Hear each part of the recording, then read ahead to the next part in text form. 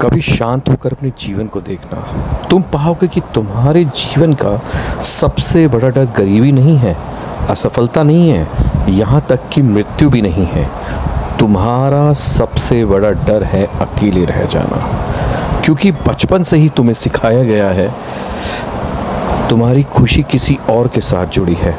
जब तुम छोटे थे तो कहा गया कि परिवार के बिना कुछ नहीं हो, बड़े हुए तो कहा अच्छे दोस्त बना लो तभी जीवन सुंदर होगा, फिर बताया गया कि प्रेम मिल जाए तो जीवन पूरा हो जाएगा, और धीरे धीरे तुम्हारे भीतर यह विश्वास बैठ गया कि तुम अपने आप में कभी पूरे हो ही नहीं सकते, तुम्हें हमेशा किसी न किसी की ज़रूरत है। यही विश्वास तुम्हारी सबसे बड़ी कैद बन गया, क्योंकि जिस दिन तुम्हें लगने लगे कि तुम्हारी खुशी किसी दूसरे इंसान पर निर्भर है, उसी दिन तुमने अपनी आज़ादी उसके हाथों में सौंप दी। फिर तो चाहे प्रेम दे या उपेक्षा, सम्मान दे या अपमान, तुम्हारा मन उसी के इशारों पर नाचने लगता है। तुम ये समझ ही नहीं पाते हो कि तुम जी नहीं रहे हो, तुम केवल दूसरों की प्रतिक्रियाओं के अनुसार अपने भीतर मौसम बदल रहे हो। मैं तुमसे कहना चाहता हूँ, अकेलापन कोई समस्या नहीं है, समस्या यह है कि तुमने अपने आप से कभी परिचय ही नहीं किया है। तुम पूरी दुनिया को जानते हो लेकिन स्वयं को नहीं जानते हो। तुम लोगों के चेहरे पहचानते हो लेकिन अपने भीतर का चेहरा कभी नहीं देखा।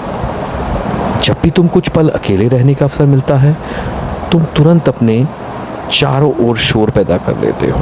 कभी में मोबाइल उठा लेते हो, कभी संगीत चला लेते हो, कभी किसी से बात करने लगते हो, कभी सोशल मीडिया में खो जाते हो। ऐसा नहीं है कि तुम्हें इन चीज़ों की ज़रूरत है, सच्चाई यह है कि तुम्हें अपने भीतर की खामोशी से डर लगता है, क्योंकि उस खामोशी में पहली बार तुमने अपने असली स्वरूप से मिलोगे।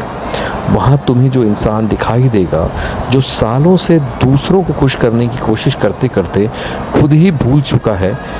वहाँ तुम्हें अपने सारे अधूरे सपने दिखाई देंगे, अपने सारे दबे हुए आंसू दिखाई देंगे, अपनी सारी नकली मुस्कानें दिखाई देंगी।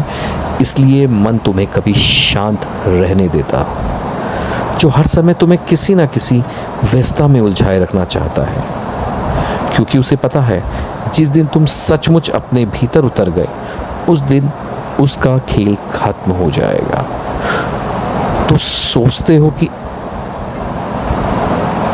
तुम सोचते हो कि अकेले बैठने से तुम उदास हो जाओगे, लेकिन मैं कहता हूँ उदासी अकेले बैठने से नहीं आती, उदासी तो पहले से ही तुम्हारे भीतर हुई है।